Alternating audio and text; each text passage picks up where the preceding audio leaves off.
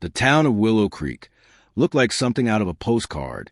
White church steeples rose above the oak trees. The courthouse bell rang on the hour, and on Friday nights the whole town turned out for football games under the glow of the stadium lights. Folks here prided themselves on knowing their neighbors, on waving to one another from the porch, and on living by a code of trust. And at the center of that trust stood Sheriff Caroline Hayes.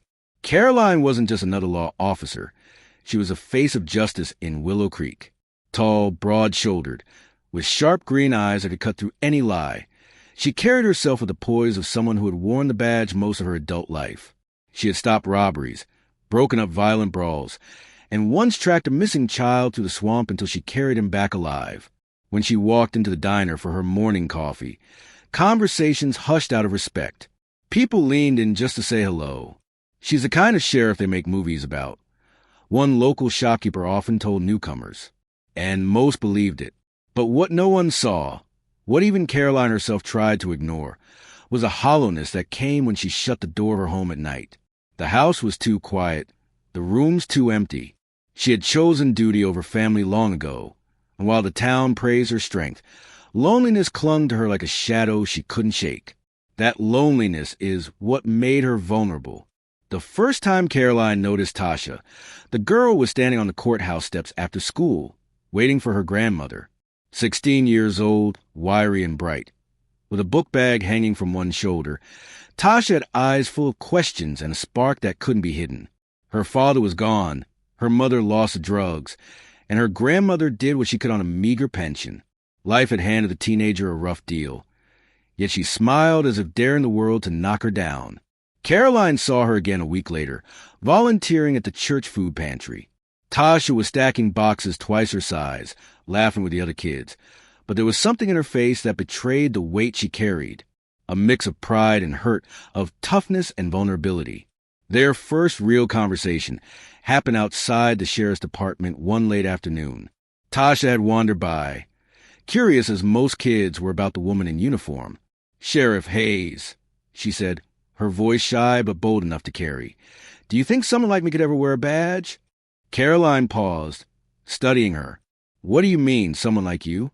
Tasha lifted her chin. "I mean a girl like me. From my neighborhood. People don't expect much." Caroline knelt down so their eyes met. "If you keep your heart steady and your head clear, you can do anything you decide. Don't let anyone tell you otherwise." For Tasha, those words lit a fire. For Caroline, they opened a door she hadn't realized she was standing next to. A connection formed that day, not just between sheriff and citizen, but between two souls, one craving guidance and the other starving for closeness. To the town, it looked like mentorship, a seasoned sheriff taking a troubled teen under her wing. It was noble, admirable even, but beneath the surface, the boundaries blurred in ways Caroline never expected. The girl's laughter filled spaces in her life that had long been silent. And every time Caroline saw Tasha's eager eyes, she felt the dangerous stirrings of something more. The community of Willow Creek slept soundly each night, certain that their sheriff would protect them from danger. What they could never have guessed was that the greatest danger was growing inside the sheriff herself, a hunger, a secret, that would soon unravel everything. The fall air in Willow Creek carried a chill, the kind that hinted at winter's approach. Caroline found herself driving past Tasha's street more often, telling herself she was simply making sure the girl stayed out of trouble. But deep down, she knew that wasn't the whole truth. She liked hearing Tasha's voice, liked the way the girl's laughter seemed to melt the stiffness that always clung to her shoulders after long shifts. It began innocently enough. Caroline offered Tasha rides home when her grandmother worked late. Sometimes they stopped at the diner for pie. Caroline sipping her coffee while Tasha chattered about school, about dreams of leaving the small town one day. Caroline told herself she was only being kind, giving a teenager some guidance. But kindness can be a mask for longing. One evening, a heavy rainstorm swept across the county. Caroline had just finished a long patrol when she spotted Tasha huddled under the awning of the library, her jacket soaked through. Caroline pulled the cruiser up, rolled down the window. "Get in before you catch pneumonia," she said, trying to keep her tone light. Tasha slid into the passenger seat, shaking water from her hair. "Thanks, Sheriff." Guess I didn't plan on the weather turning ugly. The ride should have been uneventful, just a few miles of windshield wipers slapping against the glass. But the air inside the car felt different, charged, intimate. Caroline gripped the steering wheel too tight, aware of how close Tasha was, of the warmth radiating from her damp clothes. "Do you ever get lonely?" Tasha asked suddenly, her voice soft but unflinching. Caroline's chest tightened. "Why would you ask that?" "Because," Tasha said, turning to face her, "you look like someone who carries everything for everyone else, but nobody carries it for you." The words cut deeper than any bullet. For a moment, Caroline forgot she was a sheriff, forgot the years of training and discipline. She only felt seen. When they reached Tasha's house, neither moved to open the door. The rain hammered the roof, a steady drumbeat echoing the pulse in Caroline's ears. "Thank you," Tasha whispered, "for always looking out for me." Caroline should have said goodnight. She should have let the girl go. Instead, she reached out, brushing a strand of wet hair from Tasha's cheek. It was a gesture too tender, too dangerous. And when Tasha leaned closer, their lips met, briefly at first, then with a hunger that startled them both. Caroline jerked back, breathless. "This can't happen," she muttered, more to herself than to Tasha. But Tasha's eyes held no fear. Then why did it feel so real? That night marked the beginning of a secret they both knew could destroy them. In the weeks that followed, their stolen moments grew bolder.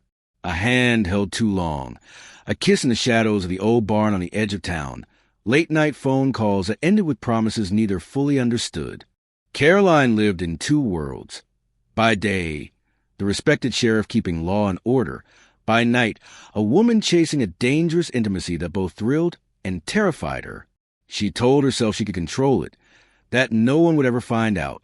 But secrets have a way of growing teeth. Every time she saw Tasha smile, Caroline's resolve weakened. And every time Tasha whispered, "I trust you," the sheriff felt the weight of a promise she could never keep. What had started as mentorship had turned into something forbidden, a flame burning too hot, threatening to ignite everything around them. And deep inside, Caroline knew, sooner or later, the town of Willow Creek would discover the truth. Winter deepened in Willow Creek, and with it came the uneasy rhythm of a love that could not be named. Caroline walked the streets by day with her badge polished and her uniform crisp, the very picture of authority. But when the sun went down, she became someone else entirely. Someone reckless, vulnerable, consumed by the warmth of a girl she should have kept at a distance. At first, the secrecy had felt intoxicating. They met in hidden corners of town, exchanging stolen kisses in the shadows of the abandoned mill, whispering promises under the cover of night. Caroline told herself she was still in control, that she could balance both worlds. But nothing stays hidden forever. It began with subtle changes. Tasha grew tired more easily. Her laughter softened. Her once boundless energy dimmed. One afternoon at the diner, she pushed away her plate of fries, her face pale. Caroline frowned. "You okay?" she asked. "Yeah," Tasha said quickly, forcing a smile. "Just tired, I guess." But Caroline's gut twisted. She had seen enough cases, enough signs, to recognize when something wasn't right. A week later, she got her answer. The phone call came late at night. Tasha's voice trembled on the other end. "Can you come over?" "Please." Caroline drove to the small Clabber house where Tasha lived with her grandmother. The old woman was asleep, leaving Tasha alone in her bedroom, her face blotched from crying. She held out a small white stick, her hands shaking. Caroline took it, stared at the two pink lines glowing like a verdict she didn't want to hear. Her throat closed up. "Oh, God, no." Tasha's eyes brimmed with tears. "It's real, Caroline. I'm pregnant." The world seemed to tilt beneath Caroline's feet. She dropped into the chair, burying her face in her hands. Sheriff Hayes, the symbol of law, discipline, order, was now tied to a secret that could destroy everything she had ever built. Tasha's voice cracked through the silence. "I thought you'd be happy. This means we're really connected. Forever." Caroline lifted her head, her expression torn between love and terror. "Happy? Tasha, do you understand what this means?" If anyone finds out, I lose my badge, my career, my life. So what? Tasha shot back, her chin trembling. I don't care about the town or the badge. I care about us. I want this baby. No, Caroline said sharply, her voice breaking. You don't know what you're asking. You're a child. I'm not a child. Tasha's voice rose, fierce and wounded. I've been taking care of myself my whole life. And this baby is mine. Ours. The word ours cut straight into Caroline's chest. She wanted to believe it, wanted to imagine a world where love was enough. But the reality was harsher. A teenage girl carrying the sheriff's child. It was a scandal that would explode like dynamite in a town built on tradition and appearances. Caroline stood, pacing the room, her hands trembling. You have to think this through. We can take care of it quietly. Tasha recoiled as if struck. You mean get rid of it? Caroline closed her eyes. It's the only way. Tasha shook her head, tears streaming down her face. No, I won't. This is my baby, and nothing you say will change that. The silence that followed was heavier than any argument. Caroline looked at her, at the young girl who trusted her, who loved her, and felt the weight of a decision that could not be undone. As she left the house that night, the cold air biting at her skin, Caroline realized something terrifying. This wasn't just a secret affair anymore. It was a ticking time bomb, and sooner or later it was going to blow. Caroline had faced drug lords, violent husbands, even men armed with shotguns on the courthouse steps. But nothing rattled her like the thought of her affair, and now the pregnancy, coming to light. It felt as though every time she put on her uniform, the badge weighed heavier, pressing her into ground with the weight of her own hypocrisy. In public, she was still the sheriff, the dependable lawwoman people trusted with their children's safety. But in private, she became frantic, haunted by the image of Tasha's tearful face and that tiny stick with its undeniable pink lines. She tried to keep her distance, throwing herself into her work. She worked double shifts, volunteered for extra patrols, anything to avoid looking Tasha in the eye. But Tasha wasn't the kind of girl to fade into the background. One afternoon, Caroline walked into the grocery store, her presence commanding as always, until she spotted Tasha a few aisles away. The girl was holding a basket, absent-mindedly rubbing her stomach. Two older women whispered as they passed, their eyes narrowing with suspicion. Caroline's chest tightened. She pulled Tasha aside, lowering her voice to a harsh whisper. What are you doing here, looking like that? Like what? Tasha challenged, her tone sharp. Like you're carrying a secret for the whole world to see. Tasha folded her arms. I'm not ashamed, Caroline. Not of the baby. Not of us. Caroline glanced around, panic flickering in her eyes. You don't understand. If people connect the dots, they'll finally see the truth. Tasha snapped, her voice rising just enough to draw glances. That even a sheriff can love me. Caroline grabbed her arm, pulling her toward the exit before anyone else could overhear. Stop it, she hissed. You're playing with fire. That night, the fight carried into Tasha's bedroom. The girl sat on the edge of her bed, chin high, refusing to be cowed. You want me to get rid of it. You want me to disappear. But I won't. I'm keeping this baby. And if you don't stand with me, I'll stand alone. Caroline's hands shook as she tried to reason with her. Tasha, you're 16. You don't know what you're doing. This town will eat you alive. Tasha's voice broke, but her resolve didn't. I've survived worse than gossip. I survived losing my mom. I survived growing up without a dad. Don't tell me I can't survive this. The word stung. Caroline felt the walls closing in. Every choice seemed wrong. Stay and risk everything, or leave and abandon the girl she'd come to love. By the next week, whispers started trickling through Willow Creek. Nothing concrete, just the kind of rumors that curl like smoke before fire. A teenager seen too often with the sheriff. A girl whose stomach seemed to swell faster than it should. The town's gossip mill spun quietly, but the weight of every sideways glance crushed Caroline's chest. She thought she could intimidate the whispers away. She scolded deputies who asked too many questions, glared at townsfolk who stared too long. But power couldn't silence the truth forever. Late one evening, after another heated argument, Tasha delivered the ultimatum that shattered Caroline's fragile control. "If you don't claim me and this baby," she said, her voice trembling with fury, "then I'll tell the whole town myself." Caroline's heart froze. She saw it all in an instant.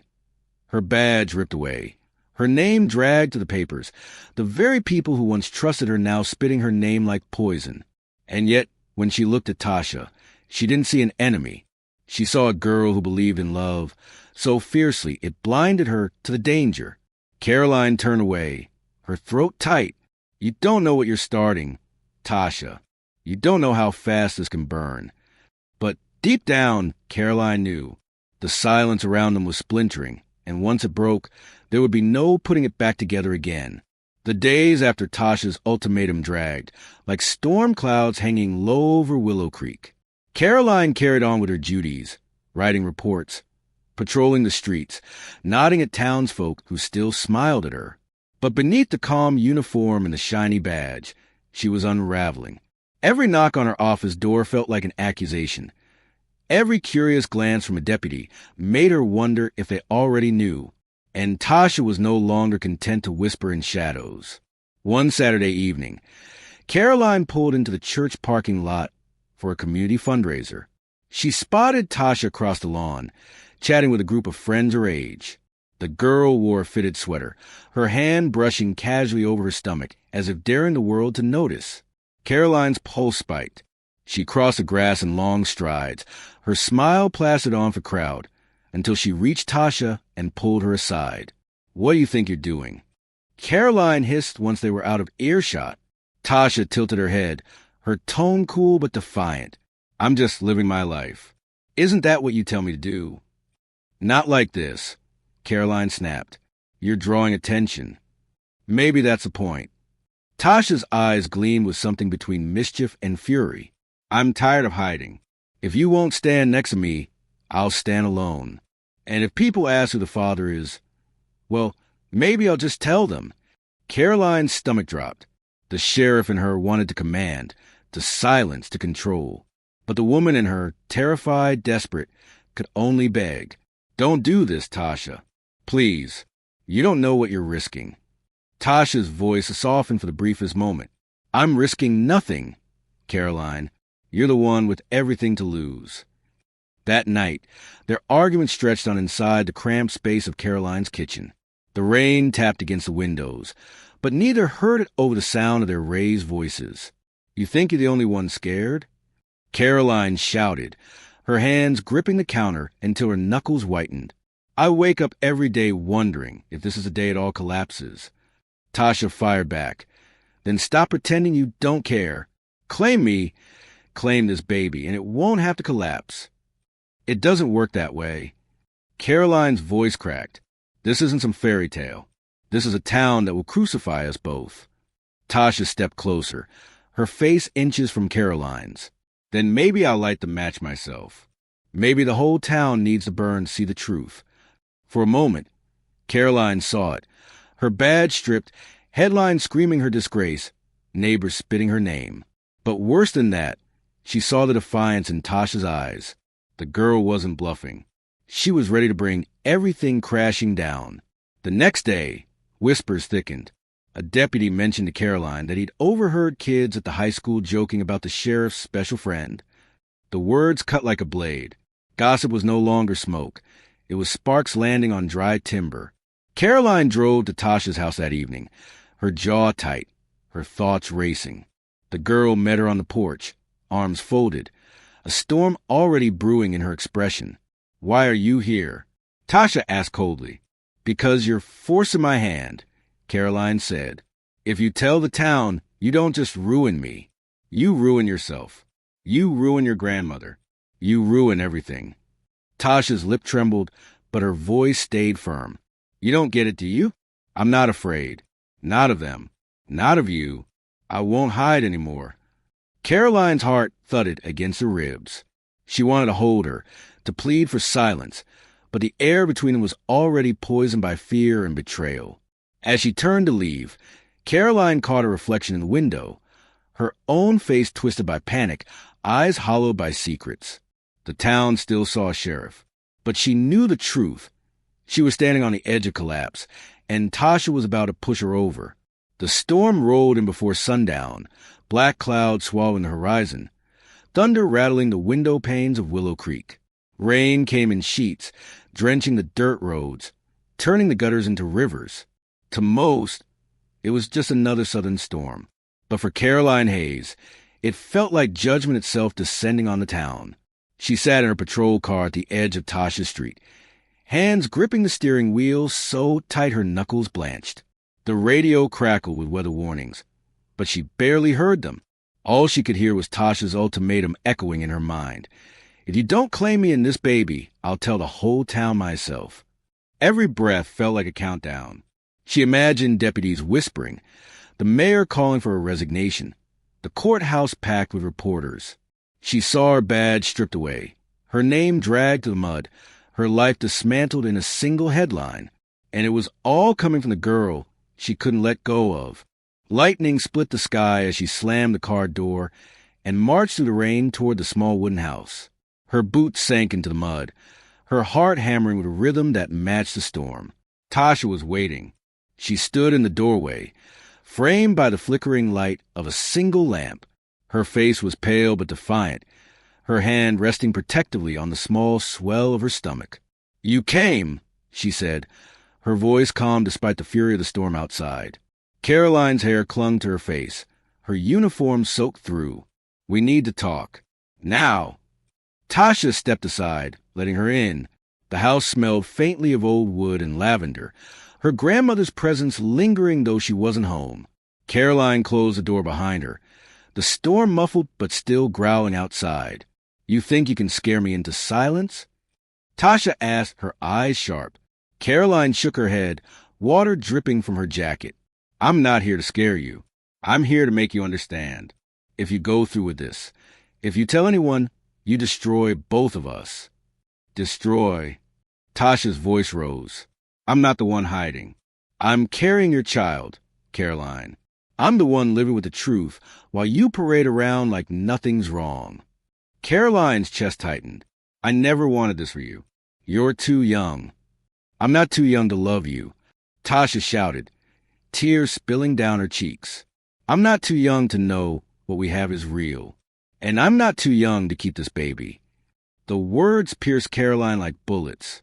She paced the small room, her boots squeaking on the worn linoleum. "You don't get it. This isn't about love. This is about survival. You'll be branded. They'll call you names. They'll ruin you. And me? I'll lose everything." Tasha stepped forward, trembling but fierce. "Then maybe you should. Maybe you don't deserve that badge if you can't even stand by the person you claim to love." For a moment, silence fell between them, broken only by the pounding rain. Caroline's hand hovered near her holster, without her even realizing it, her mind spinning with fear and desperation. "Don't," Tasha whispered, noticing the flicker of movement. Her voice shook, but her eyes didn't waver. "If you do this, you can never take it back." Lightning flared, illuminating the room in a flash of white. Caroline's breathing came ragged, her vision tunneling. She saw her future unraveling, saw the end of everything she had fought to build. And in that moment of panic, of unbearable pressure, the unthinkable happened. A shot rang out, deafening in the small room. Tasha's gasp was sharp, then cut short as her body crumpled to the floor. The lamp flickered once and went out, plunging the house into darkness, except for the brief glow of lightning through the window. Caroline stood frozen, the gun heavy in her trembling hands, the echo of the shot still reverberating in her ears. On the floor, Tasha lay still, her eyes wide with shock, her lips parted as if her final words had been stolen by the storm. Blood spread across the worn rug, dark and unstoppable. Caroline dropped the gun, the metal clattering against the floorboards. She stumbled back, choking on her own breath. "No, God, no." The storm outside raged on, merciless and wild, as if the heavens themselves were mourning. Inside that small wooden house, a secret had just turned into a tragedy, and there was no going back. The storm finally eased before dawn, leaving Willow Creek soaked and silent, the streets littered with branches and puddles reflecting the pale morning light. But inside the small wooden house on the edge of town, silence meant something else, something permanent. It was Tasha's grandmother who found her. She returned from a late-night church vigil, umbrella dripping, only to push open the door and freeze. The living room was dim, the air thick with a metallic scent of blood. At first she thought her old eyes were playing tricks. Then she saw the body, her granddaughter sprawled on the rug, eyes glassy, the crimson stain spreading like a terrible shadow. The old woman's scream tore through the quiet street. Neighbors rushed from their porches, alarmed. Within minutes, sirens wailed. Squad cars surrounded the little house, their flashing lights casting red and blue ghosts across the wet pavement. And when the deputies stepped inside, they found not a stranger, not some faceless criminal to hunt, but their own sheriff. Caroline Hayes sat on the couch, her uniform soaked, her face pale as ash, staring at the wall as though she were carved from stone. The gun lay abandoned at her feet.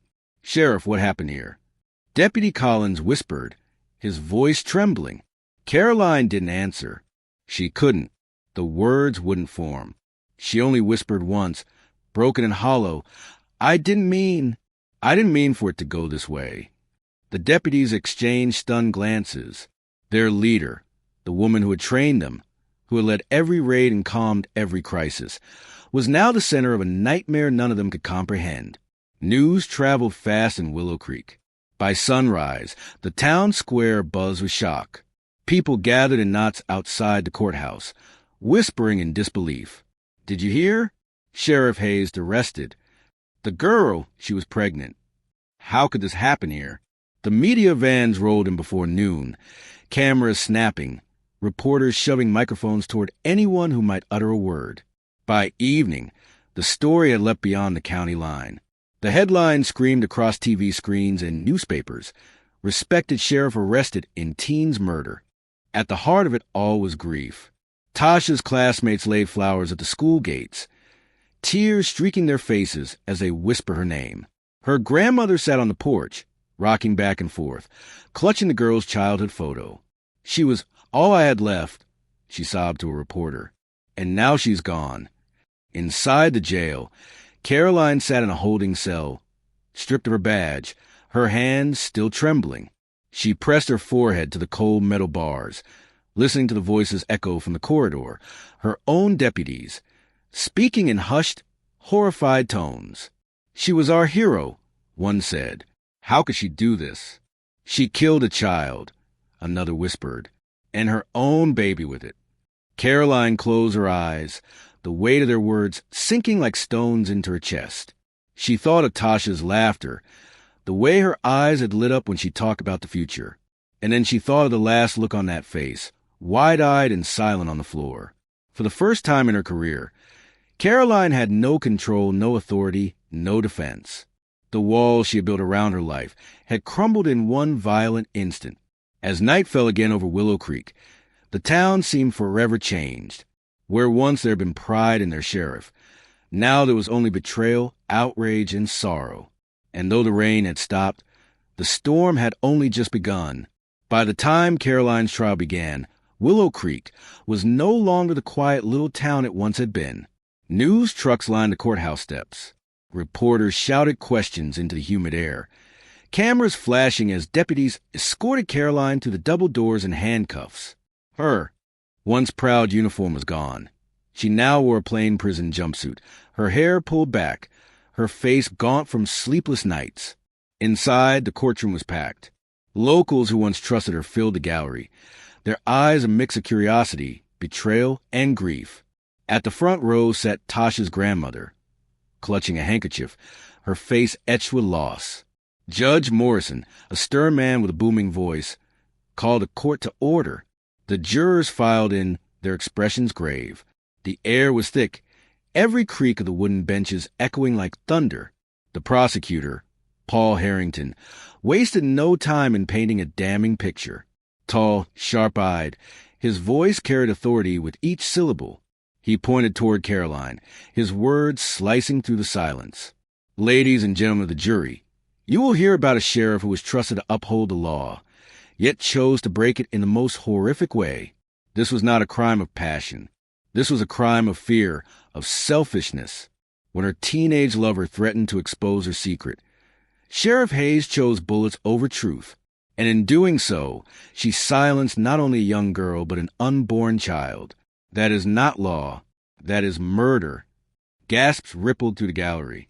Caroline's hands tightened on the defense table, her eyes burning with unshed tears. Her attorney, Janet Lawson, rose slowly, her tone softer but firm. What Mr. Harrington calls murder, I call tragedy. Yes, my client made mistakes. Yes, she crossed lines that never should have been crossed. But she is not a cold-blooded killer. She is a human being, caught in a storm of fear and love that spun beyond her control. You will see a woman who cracked under unbearable pressure. Not a monster, not a predator, but someone who lost her way. Caroline lowered her gaze, her heart pounding. Lawson's words offered a sliver of hope, but Harrington's gaze bore into her like a brand. Witnesses took the stand. Deputies spoke of arriving at the crime scene, finding their sheriff with a gun at her feet. Tasha's classmates recalled her talking about being in love, about carrying a secret child. Each testimony chipped away at the woman Caroline had once been. When the grandmother took the stand, the courtroom stilled. Her voice trembled as she described finding Tasha's body. She was just a girl, she said, clutching the witness rail. A girl who believed in love, who trusted someone who was supposed to protect her. And now she's gone. All because the sheriff cared more about her badge than my baby's life. Caroline broke then. Tears streamed down her face as she buried her head in her hands. The gallery watched, some with pity, most with rage. During cross-examination, Lawson tried to soften the blow. Mrs. Jenkins, she said gently, do you believe Caroline loved Tasha? The grandmother's eyes blazed. If that was love, God help us all. The words echoed like a hammer striking stone. As the trial pressed on, Caroline's inner world unraveled. Every time the prosecutor said, Sheriff Hayes, it felt like a knife, because she knew she no longer deserved the title. She remembered Tasha's voice that last night whispering, I'm not afraid. And the unbearable truth was that Caroline had been the one afraid. So afraid she had pulled the trigger. By the time both sides rested their case, the jury sat heavy with the weight of what they had heard. The people of Willow Creek leaned forward in silence, knowing the verdict would not just decide Caroline's fate, but would mark the town forever. As Judge Morrison dismissed court for the evening, Caroline was led back to her cell, the eyes of her community burning into her back. She had once stood in that same courtroom as a hero. Now, she was a defendant awaiting judgment, with nothing left to cling but the faint hope that someone might still see the woman beneath the badge. The final day of the trial dawned heavy with expectation. Outside the courthouse, crowds gathered behind barricades, their voices rising in chants that clashed with the hum of reporters broadcasting live. The town of Willow Creek, once quiet, now pulsed like a wound exposed to the world. Inside, the courtroom was suffocating in its silence. The jury filed back into their seats, faces grave and unreadable. Caroline sat at the defense table, her hands clasped so tightly the cuffs dug into her wrists. Her attorney, Janet Lawson, leaned close and whispered, Whatever happens, you hold your head high. Caroline couldn't lift her eyes. She could feel the weight of Tasha's grandmother's stare from across the room. That stare carried every ounce of pain, loss, and fury the town felt, all directed at her. Judge Morrison cleared his throat, his deep voice filling the chamber. Members of the jury, have you reached a verdict? The foreman, a middle-aged man with tired eyes, stood. We have, Your Honor. The room seemed to tilt, every breath caught in suspended air. On the charge of first-degree murder, the foreman said, his voice steady, we find defendant Caroline Hayes guilty. The words hit like a gunshot. Gasps erupted from the gallery, some people clutching their mouths, others muttering prayers. Tasha's grandmother closed her eyes, tears streaming down her face, before whispering, Thank you, Lord. Caroline felt the ground give way beneath her. Her vision blurred. Her ears rang. Guilty. The word echoed in her skull, final and merciless. She slumped forward, her forehead nearly hitting the table, her sobs breaking through the tense air. Janet Lawson placed a steady hand on her back, whispering, "Breathe. Just breathe." But Caroline's chest burned, her breaths ragged. All she could see was Tasha's face, alive, laughing, trusting, and then gone. Prosecutor Harrington stood tall, his expression solemn. He had argued fiercely for this outcome, but even he seemed weighed down by the gravity of what justice had demanded. He looked at Caroline not with triumph, but with the cold certainty of a man who knew the law had spoken. Judge Morrison rapped his gavel, bringing order back to the courtroom. "Sheriff Hayes," he paused, correcting himself. "Miss Hayes, you've been found guilty by a jury of your peers. Sentencing will proceed immediately." The defense asked for leniency, painting Caroline as a woman who had lost herself in fear, not a calculating killer. But Harrington's rebuttal was sharp. "Fear may explain, but it does not excuse. A law officer cannot place themselves above the law." The judge's face was carved from stone as he pronounced the sentence. Life imprisonment, without the possibility of parole. The sound of weeping rose in the gallery. Tasha's grandmother clutched a small framed photograph of her granddaughter and rocked gently in her seat. "She's finally at peace," she whispered. Caroline collapsed into her chair, her body shaking as deputies closed in around her. The clink of handcuffs echoed louder than thunder. She had worn those same cuffs on countless criminals before. Now they were hers. As she was led out of the courtroom, she dared one last glance at the people she had once sworn to protect. Faces she had known for years, neighbors, friends, fellow churchgoers, looked back at her with only betrayal and contempt. The respect, the trust, the admiration, they were all gone. Outside, reporters shouted questions. Flashes lit the gray sky, and the world consumed the fall of Willow Creek Sheriff. But Caroline heard none of it. She walked in chains, her head bowed, each step carrying her further from the life she had built and into the endless shadow of her own crime. For the town, the verdict marked closure. For Caroline, it was the moment everything ended. The iron gates of Coldwater Prison closed behind Caroline Hayes, with thundering clang that seemed to seal her fate forever. The echo followed her down the corridor as guards led her past rows of cells. Inmates peered through bars, whispering her name with twisted satisfaction. The sheriff had become the prisoner. Her cell was small, bare, with a steel cot and a thin mattress. Caroline sat on the edge, staring at her hands that had once signed arrest warrants, steadied frightened children, saluted the flag at parades. Now they were just hands that had taken a life, hands bound by guilt. Nights were the hardest. In the silence, she replayed every moment with Tasha.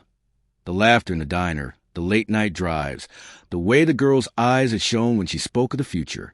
Then came the storm, the argument, the shot. The sound never left her. It chased her into sleep, jolting her awake in sweat and tears. She wrote letters she never sent, letters addressed to Tasha's grandmother, to her deputies, to the people of Willow Creek. In one, she scrawled, "I love her, but I let fear win. I can't undo what I've done. All I can do is remember." But every time she finished a page, she tore it into pieces. No words could change the truth. Back in Willow Creek, the town bore its own scars. The sheriff's department hung her photograph in the back hall, half hidden, a reminder of pride turned to disgrace. Deputies spoke her name only in hushed tones.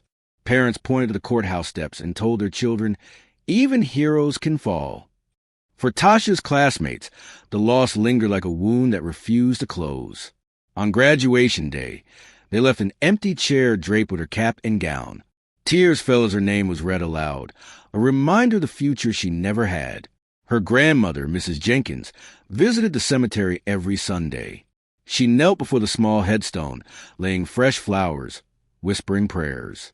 Sometimes she brought a stuffed toy Tasha had loved as a child, setting it gently against the stone. "You should be here, baby," she murmured.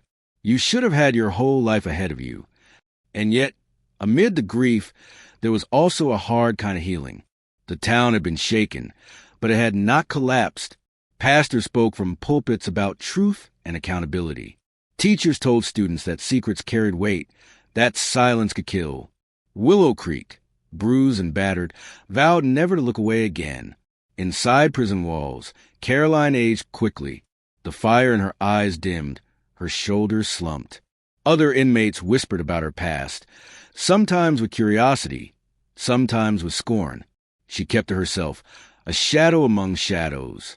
But at night she prayed. She prayed for forgiveness, though she knew she might never deserve it. She prayed for Tasha's soul, for the child that never was, for the grandmother left behind. And sometimes, when the prayers turned to sobs, she prayed for herself, not for freedom, but for the strength to keep breathing. Nights in Coldwater Prison did not pass quietly for Caroline Hayes.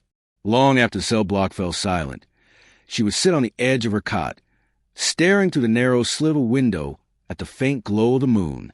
Every creak of the pipes, every shuffle of an inmate down the corridor, felt like echoes of the life she had destroyed. Sometimes she dreamed of Tasha. In those dreams, the girl wasn't angry or afraid. She was laughing, reaching out her hand as if inviting Caroline to follow her into the light. Caroline would wake in a sweat, clutching the thin blanket, knowing the dream was a mercy she didn't deserve. She had once thought prisons were for monsters, for the men and women she had locked away during her career. Now she realized prisons were for people like her too, people who had let fear twist into violence.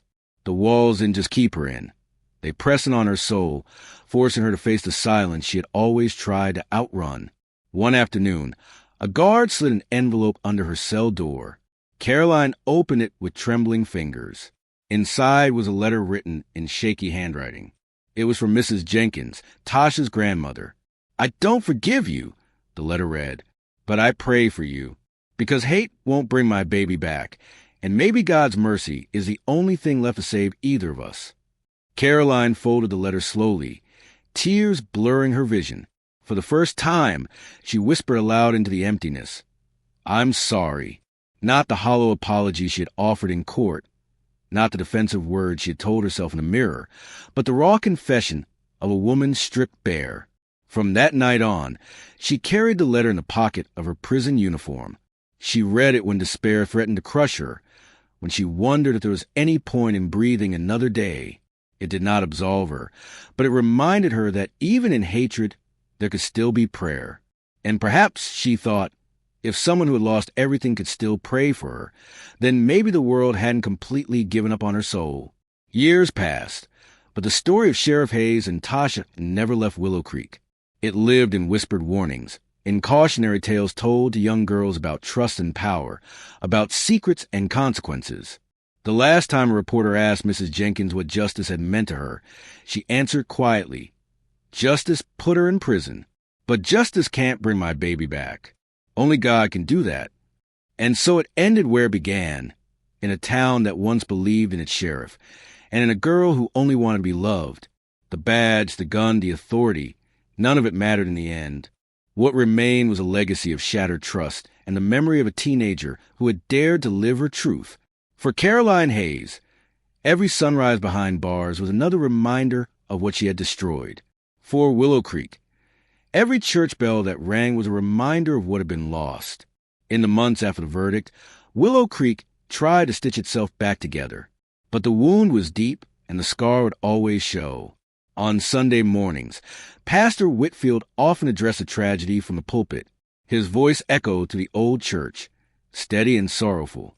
"We put our faith in a symbol," he said, "and forgot that symbols are only human. Let us remember that justice is not about the badge or the title, but about the truth we live by." Congregants nodded with heavy hearts, some clutching their children's hands a little tighter, as if to shield them from secrets they could never truly understand. The local paper ran editorials for weeks. One headline read, "When the Guardian becomes a danger," another op-ed pleaded, "Don't bury this, it's just a scandal. Learn from it." Reporters wrote of betrayal, of the need for transparency, of the importance of protecting the vulnerable. In diners and barbershops, the conversations always circled back to Caroline and Tasha. Some townsfolk admitted they had seen the two together often, but had never dared question it. Others shook their heads, saying they felt blind for not noticing sooner. "We wanted to believe she was untouchable," one man muttered over his coffee. "Turns out nobody is." For Tasha's peers, the grief turned into quiet activism. A few students organized a memorial scholarship in her name, raising funds through bake sales and football games. On the night they unveiled the plaque at the high school, the crowd fell silent as one student read aloud. She was young, but her voice mattered. May no one else be silenced for speaking their truth. Even the deputies left behind carried a heavy burden. Some left the force entirely, unable to reconcile their service with the betrayal of their leader. Others vowed to hold themselves to higher standards, reminding each other that the uniform was not armor against accountability. Through it all, the town learned an unshakable lesson: that trust is fragile, that secrecy corrodes, and that justice, though painful, must prevail even when it means condemning one of their own. 10 years later, a young journalist from Atlanta arrived in Willow Creek with notebook in hand. She had grown up hearing whispers about the sheriff who had fallen, about the teenager whose name became both a warning and a prayer. She walked the same courthouse steps where Caroline Hayes once stood tall, shaking hands with townsfolk who had trusted her. Now those same steps carried only silence. In the diner, older patrons lowered their voices when the sheriff's name came up. At the high school, the memorial plaque for Tasha gleamed under the hallway lights, its inscription reminding every student who passed: truth is heavier than silence. The journalist interviewed Mrs. Jenkins, now frail but still sharp-eyed. "I still miss her every day," the grandmother said softly, holding a faded photograph of Tasha. "But I tell the children in church, don't hide who you are and don't let fear chain you. My baby died because of someone else's fear." In her article, the journalist wrote, "Willow Creek has rebuilt, but it will never forget." The sheriff's badge that once symbolized protection now hangs as a reminder of how quickly trust can turn to tragedy. And the name Tasha lives on, not as a victim, but as a voice silenced too soon, one that continues to echo in the hearts of those left behind. The storm had passed, but its echoes will haunt them all forever.